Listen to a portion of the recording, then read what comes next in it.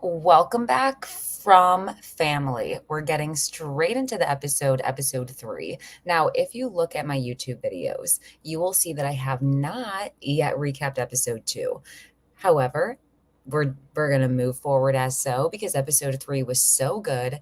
I watched it today and there was so much to get into. So consider this like a dessert, if you will, like a dessert before dinner, because I'm going to do episode 3 and then I'm going to go back and do episode 2 in a subsequent video. I knew the signs were there. The signs were there for this episode. However, it didn't make this episode any less frustrating. Before we get into things, just a reminder, my name is Leah.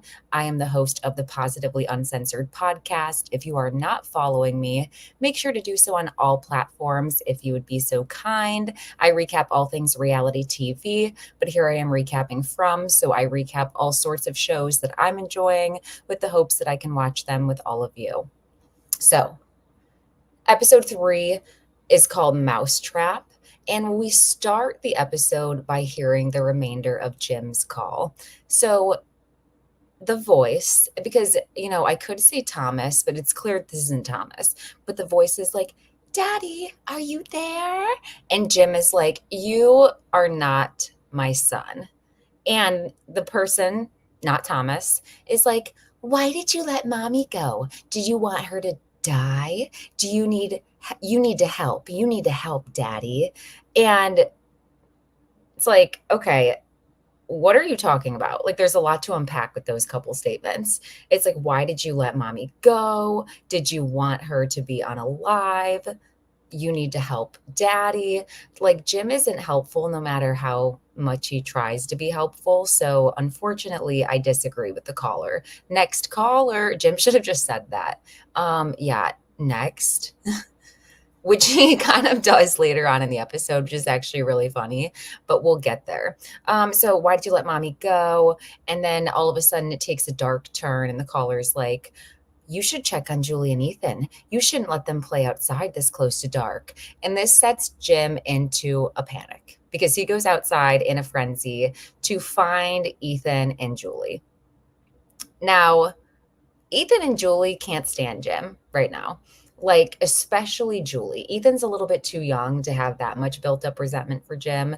But Julie, especially, she's like, Listen, you've already put me through this with the passing of Thomas. You are annoying. I'm having to digest mom's potential passing by myself because you're really no support. So Julie hates Jim. Julie can't stand him.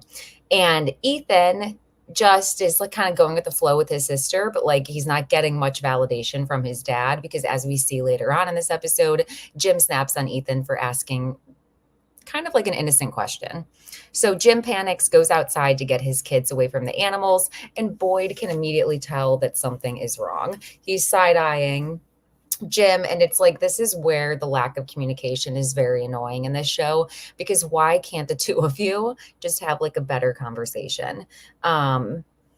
It's not that hard. I feel like a lot more would be accomplished if people just, I don't know, talked to each other, and instead everybody keeps things to themselves. So anyways, Boyd realizes, although they do have a moment where Jim asks if things are getting worse around here. And for the first time, Boyd confirms. And he's like, yeah, yeah, things are getting worse. So yeah, don't sugarcoat it. Things are getting worse. I mean, look at it. It's winter. It allegedly hadn't changed seasons prior. So things are clearly getting worse and it's escalating. Now, in the next scene, Henry wakes up to Tabitha shattering glass in his kitchen. And we find out that she's been awake all night looking at paintings and searching for a clue. Because if you remember, he told her in the prior episode, episode 2, I think you're here for the paintings. And then he took her downstairs where we saw the Anghui, the photo of Colony House, all of that. So she was up all night, frantic, searching in the basement.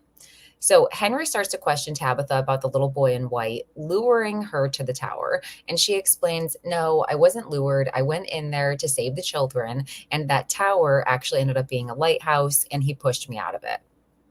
And Henry says that he accepted that Miranda passed a long time ago. And he essentially thought that everybody did, including Victor. And he was shocked that Victor is still out there. As they're having this conversation, Tabitha's interrupted because she hears bottles clinking outside, and she's like, "Do you hear that?" And he's like, "Of course. That's just the bottle tree that Miranda made." And it's like, okay, well, that's a freaky, eerie coincidence because there's a bottle tree in the town and from. So she's like, and they're going to go in the backyard, but that's not how this show goes. They love to keep suspense. So on to the next scene. Victor is walking his usual route through the trees. Since season one, Victor has been measuring the tree. What is it called? Like the line of trees. Sorry to everybody that heard that. I muted myself after so I could clear my throat. Okay. So, anyways, Victor's been checking the line of trees to see how far away it is from the house since season one. And that's what he's doing now. He's like counting his steps, going from the first tree to the second tree. And we still don't really know where he's going with this, but I'm starting to think that Victor has a theory that potentially maybe he's like trapped on this other parallel universe side of his house. And since the bottle tree in his yard, it feels like something like that. Or maybe he's trying to figure out how far away he would be from that park that they never got to later on in this episode. But Victor's doing his route. And I think, is the son's name Ellis? I think it is. If I call him the wrong name this entire recap, my apologies. But Ellis is trying to convince his dad not to catch one of these things because we know that Boyd decided in the prior episode, I'm going to catch one of these suckers. Okay. We're going to find out what's going on. And it's unclear as to why Boyd thinks that's a good idea, but being somebody who's very reactive, I understand the thought behind it. Like, I understand the desire to capture one, but Donna's right. What are you going to accomplish when these things are watching us, listening to us, and they're messing with us? So they're obviously going to lie. So Ellis is like, no, don't do that. It's not going to work. You can't just catch one of these with a talisman. And Donna walks in talking about how people are going to draw straws to find out who's going to go to the lake that Kenny and Jim had discovered the prior episode to pick up the supplies because they just randomly happened to find a bunch of produce in the prior episode. Now, Boyd tells Donna of his plan. And like I just said, she gives him a dose of reality because she's like, they're not going to tell you valuable information. We've already been down this road before. And Boyd's like, no, that one was dead, so that's a little bit different. And it's like, I see where Donna's going here, but I also see the paranoia that others have thinking that Donna is some sort of like control factor or plant because she does have a lot of strong opinions, but the reasons behind her stances usually make sense. In the next scene, we see Fatima pass up this like very well done piece of steak that's cooking in the kitchen, and she decides to go outside for a little landfill treat. Okay, so she goes to the compost pile and picks up more of these rotted root vegetables. And it's clear that something's going on sinister with the baby because she let something slip later on this episode, which is that she was never she was told that she could not conceive. And then she comes from this town and all of a sudden she's able to get pregnant. So I am a conspiracist because I just watched the show what is it called? The Devil's Hour. And at the end of the show, spoiler, if you're going to watch it, skip the next 20 seconds. But spoiler, at the end of the show, we find out that the little boy was never supposed to be there, which is why his personality was the way it was throughout the series. And it's kind of like, this baby isn't really supposed to be here naturally. So whatever's growing inside her is not going to be potentially human or potentially follow the traditional line of pregnancy because here she is eating trash. So, and as she's eating trash, Tilly is hanging up clothes in the dead of winter to dry. God knows why. And she happens to look over and see Fatima. Now, this makes her self-conscious, and she decides to throw the food down and act like she wasn't eating it and go back inside. And it's like at that point, you could have just stuffed it in your pocket and walked inside because she's already seen you. So if you're hungry, girl, finish the job, I guess. So Next up, Kenny is now taking all of the people who drew the short straws to the lake, and Tom mostly is disturbed by this. And I hate Tom. He's not a likable character. He doesn't add any value to the series. I'm truly undecided. I can't figure out why he's in here other than to just be a horrible person. But I guess if we're following reality, there would have to be at least one person who's just crotchety and awful. And so I guess that's Tom. So Tom is amongst that group and they're going out to the lake. Now they pass these freaky scarecrows and Jade sees them and he decides that he thinks that they were before people had talismans or discovered those, that they were using them to ward things off. And it made sense because like scarecrows are placed in fields to scare away the birds that would eat the crops. So it makes sense that they have those things placed around to scare off something. We just don't know what that is. Is it those creatures that are smiling? Is it demon? What's the sitch? So they're freaked out by that and they're in that village.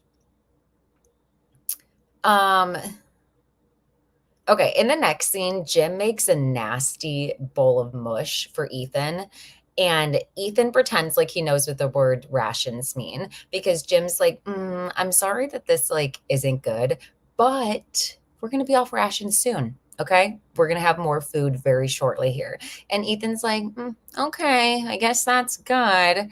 And then he's like, anyways, who's gonna bury mom? And on one hand, I despise Jim. So it frustrates me that he gets mad at Ethan for, like I said, asking a seemingly innocent question. On the other hand, on one second, Ethan's like being served lunch. And on the next second, he's like, so who's going to bury mom? And then he's like, what if she's just laying there with all these spiders on top of her? And what if she just starts to rot? Or what if someone finds her? And it's like clearly he doesn't understand the whole decomposition thing or what happens when somebody dies.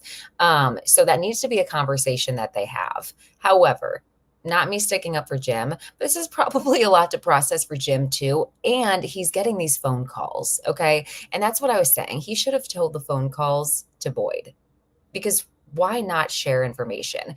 Is anybody else getting calls? Because allegedly my son who's passed is contacting me.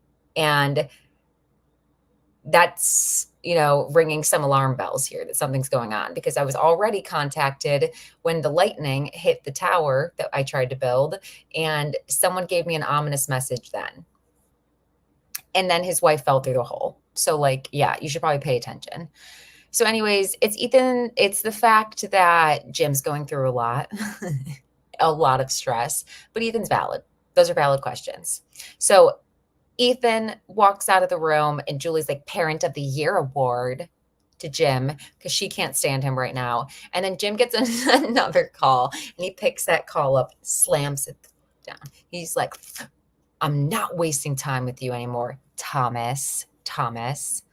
Meanwhile, Henry's showing Tabitha the bottle tree and she's like looking around at the tree and she's like, no, the one I saw was different. Like, no shit, Tabitha. No shit. The one you saw was different. I don't know why she was expecting to go back there and see an exact replica with a hole in it for her to just easily walk in as if the husband wouldn't have, I don't know, done something like that, tried it, or maybe his wife would have at some point, but no. Okay. So anyways, she's like, there's no hole here. And Victor's dad is like, well, yeah,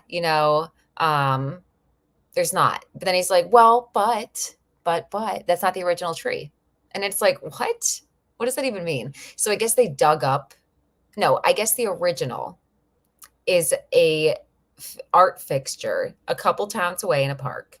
And Miranda, Victor's mother, loved that fixture so much that she recreated that in her backyard. Okay. So now Tabitha is convinced that she needs to go to that tree and she's going to check that tree for a hole that could take her and teleport her, I guess. And Henry's like, that tree is where everything started because that's where me and Miranda did acid. And, that's when she started hearing voices. And it's like, I am so confused as to how long before she went into the town she was hearing voices. And I'm also confused if she intentionally went into that town or if she stumbled upon it like so many of the rest of them. Father Kotchery is still showing up in Boyd's hallucinations. And he's reminding Boyd that this town is trying to change him. And the Boyd he knew wouldn't make a decision like try to capture one of these creatures and risk his life or not being there for his son. And because of that, the town trying to change him must be working. And Boyd tells Father Kotchery to basically go get effed because he is doing what he can. And what he can do right now is make plans to try to capture them and build a memory board for everybody they've lost because all they have is unmarked graves. And it's kind of depressing. And it feels like Father Kotchery and all of these hallucinations are really these creatures trying to get to understand them better and how humans think. That's sort of what I feel like is going on. So Victor shows up at Sarah's house randomly, and he has like this raggedy suitcase covered in dust. And I thought he was showing up there to move in because, mind you, he had just left Ethan's and stormed out of there. Um, oh, by the way, him and Ethan got into an altercation because he like walked in and Ethan was, I think, crying about Tian Chen previously. And Victor was like, people die here. I've told you that, Ethan. I can't protect you from it anymore. So Victor shows up at Sarah's with his suitcase. And he's like, instead of asking to stay there, he asks her for a bed sheet. And he wants to build a fort because he needs to tell a story. And I'm like, okay, T. Like, immediately, I want to hear the story. I'm intrigued. I'm intrigued, Victor. And all the while, Tilly is knocking on Fatima's door because she can't shake that image of Fatima eating those vegetables and she needs to meddle her way in there and comment. No, I'm sure she's well intentioned. She's a sweet lady. So she knocks on the door and she's basically like, listen, when I was pregnant, I used to lick the inside of eggshells. So this will pass for you. And this gets Fatima to open the door. Now, I personally am like, salmonella. Like, there's not salmonella inside of these eggshells. She said she even got them out of the trash. Like, even I know this is hypothetical, but even just imagining that scenario, I'm like, and if you've ever been pregnant and had strange cravings, like unappetizing food or even potentially dangerous food, let me know because I didn't know that was a thing. I've heard of pickles. I've heard of things that people don't typically eat, but not that. Like, I'm surprised people can enjoy the smell pregnant. So Fatima cries to Tilly, and like I said earlier in the episode, tells her that she was never supposed to be a mom and she was never supposed to be able to conceive, and suddenly she's here. And Tilly's like, I have an idea. And I'll give you three options. Option A is she says, I know how we can find out if the baby's okay. Option A for how they're going to find out if the baby's okay is they're going to go back to Christy and do a medical exam, which would make sense. Option B is she's going to say a prayer. Option C is she's going to go find a random stack of tarot cards and use them for the first time in 40 years. Ding, ding, ding, ding, ding. That was her suggestion. That's what she does. So Fatima's offended by this, and she's like, no, like you're not going to read my future with cards. And this whole kooky Tilly act is not fun anymore when you're talking about my child. And Tilly is like offended. Now Tilly's offended. Like she's like, oh, well, I genuinely care. And I've used these cards. And if I'd paid attention to them, I would have known about my cancer and I would have known about this place. And I'm like, good point, Tilly, because now I want to go get a reading while simultaneously not because it scares me. So it's settled. She's going to do a reading for her. Now, meanwhile, Henry and Tabitha are getting in the car to go see that tree. And Henry has a cassette tape that's stuck in his car. And it starts to play. And he's like, that happens sometimes. And the song playing was his wife's favorite song, Blue. But Tabitha's like taken aback. And she's like, this is me and Jim's song. And I do think this moment is important just because of how often this show like weaponizes music on them. For example, episode 2, Kenny's mother has passed away. He's sitting in the diner digesting this news that he literally just learned, and celebrate good times, come on, comes on the radio. So yeah, it feels that moment right there made me be like, if it wasn't the little boy in white across the street at the end of, episode 1, this is event 2 that makes me think that she is actually still trapped and that she's not escaped. Also, the priest. I'm going to say it again. I've said it on my TikTok. By the way, if you're not following my TikTok, I do updates right after the episode.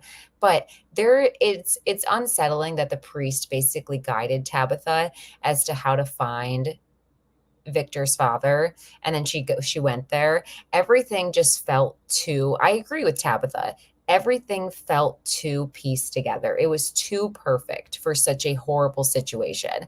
Like, it just doesn't, it's something about it just didn't feel right. Now, what confused me is all of the people wandering the street, is the fact that she made contact with a phone call, is the fact that the police showed up to Victor's father's house. So there were a couple of things that confused me. So I guess I'm faced with the possibility of the fact that she left for a little while in the real world, and then now she's back. Now she's back. That's the end of the episode. Sorry, I'm going there. We'll have to keep going and then go back. So, okay, so they're on their way to see the tree. Now, Jade is sitting in the corner because he was part of the people who drew the short straws, and he's sketching and he's still drawing that symbol. We don't know what it means yet. We don't know why, but he's sitting there sketching, and the group's talking shit about him. And they're like, Jade never helps. Jade is useless. So Jade goes over to lend a hand before they start bashing him even more. And he decides, I'm going to go take a pee. And then he ends up seeing some really weird shit. He basically sees somebody with like a knife in their eye pinned to the tree. And then as he gets closer to him, the thing moves and talks to him. And it's like, my first sign that you should have ran and not peed there was the red rocks. Like, as soon as you see that, it's like, well, you know that no one's painting. You know that these don't just exist there. It's not like Arizona. So the other option is that's blood. Like, that's the other option. So Jade pees, and then he decides to leave and go into town. Now, Christy chases Jade because I guess he's going in the wrong direction. And this is the moment that frustrates me with Jade because come on, dude, you're really losing it. You're really losing it. So Christy chases after him and walks straight into a bear trap.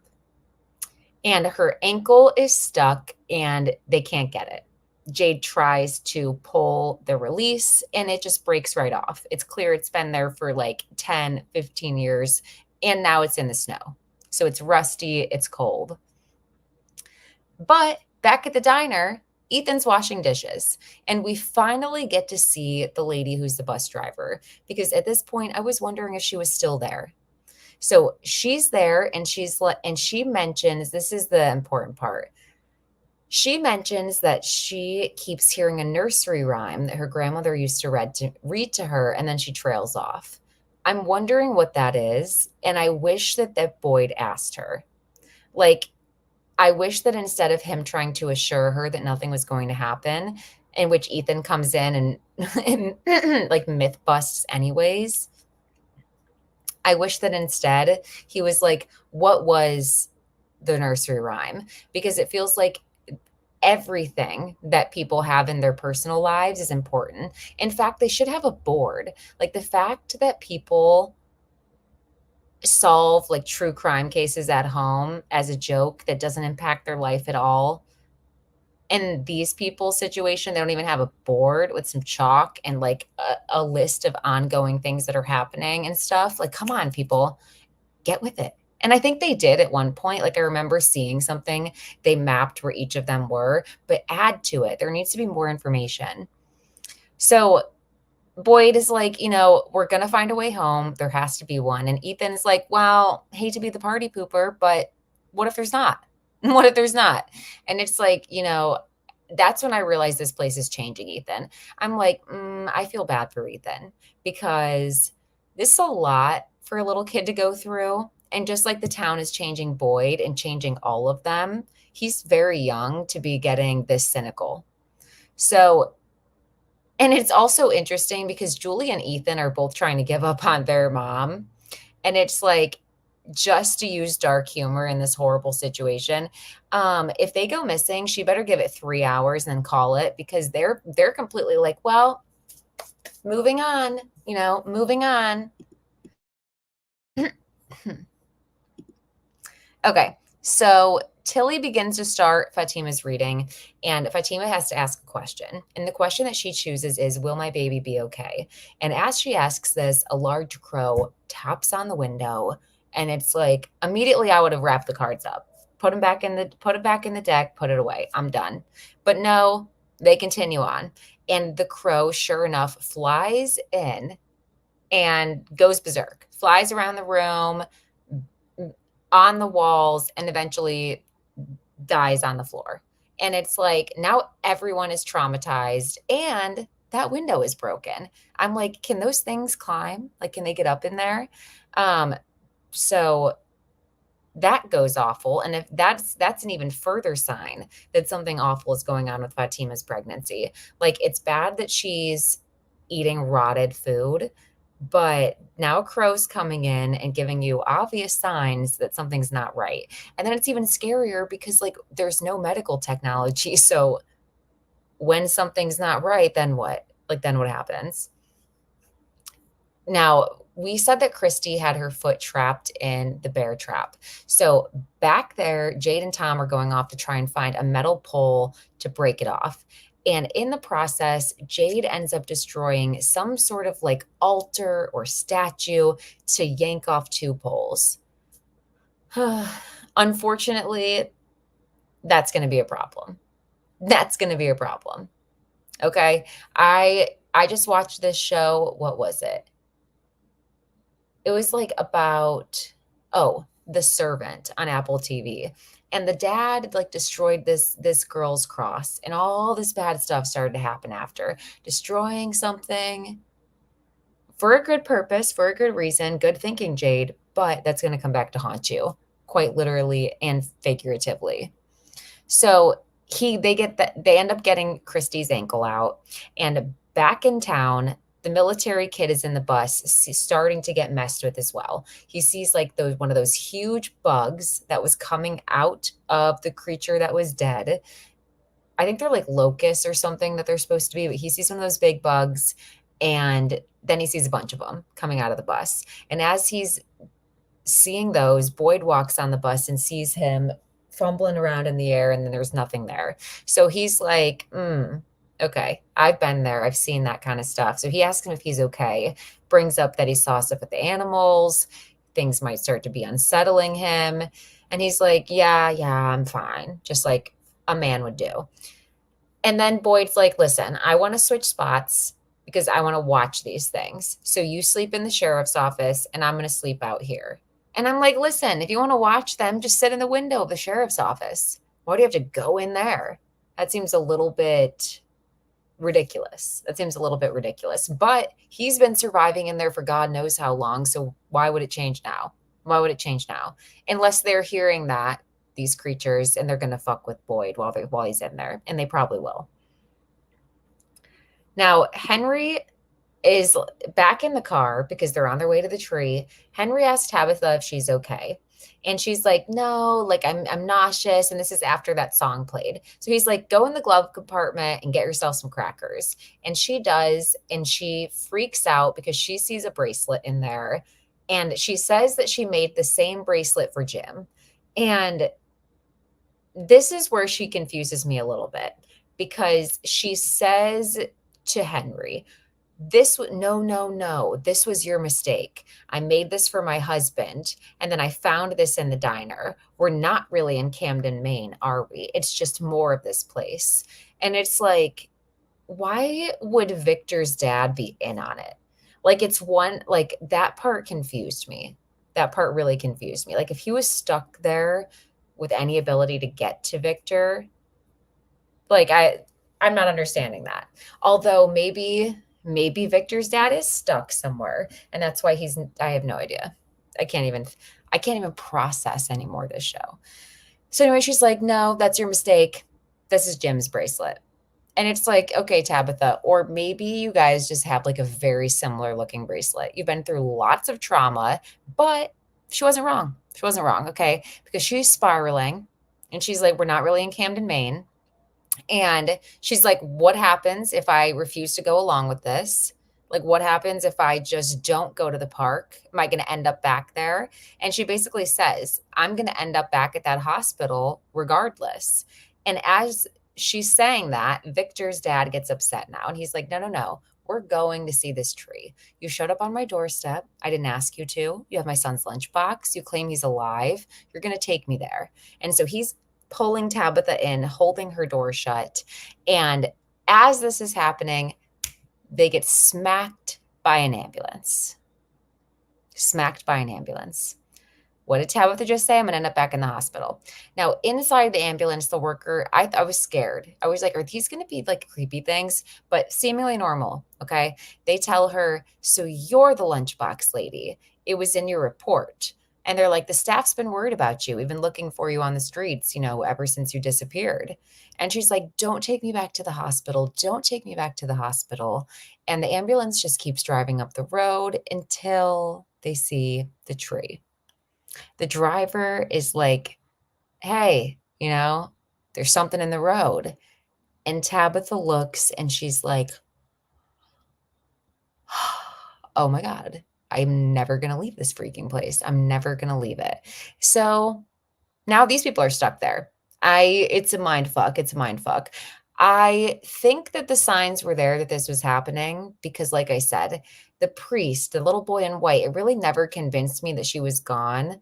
But the confusing part was the call she made to her mom. Although Jim's getting phone calls, so like we don't know. We don't know. The writers this season are really getting on my nerves, and I'm starting to wonder how many seasons this is going to be before we actually find out what's happening here.